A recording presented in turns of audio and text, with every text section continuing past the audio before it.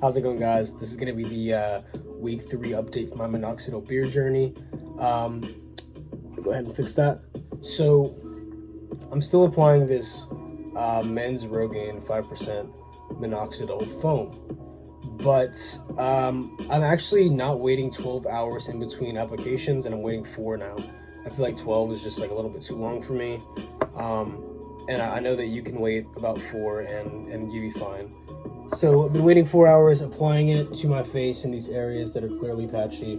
I have a pretty strong goatee area. I'm still applying it in here to get this to fill out and be more even than it is. Minoxidil does dry your skin out, and it's been drying my skin out quite a bit, but I've been using the Jamaican black castor oil, and that's been helping a lot. I only use it in the areas that get the most dry, and then I'll go ahead and add a little bit of this Honest Amish beard balm to my beard. And I'm telling you, this stuff works really good for me. It's all natural. There's no chemicals in it, all organic. Haven't trimmed the beard yet. I think I'm just gonna let it grow and see where, what it can do. As far as my mustache goes, I kind of stopped trimming that a couple weeks ago because I want to see if it's gonna grow out. It's actually a couple days, not a couple weeks. I'm tripping. So yeah, I haven't seen any crazy growth. No like insane vellus hairs or anything. There's a little bit in here. Camera can't pick it up that well.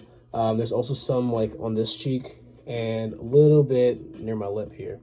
But that's some progress. It's not a whole lot of progress. I'm not even sure if all of those hairs are a part of a new growth. Hopefully the next few weeks I'll see some serious beard progress, and it'll be something to be excited for and smile about.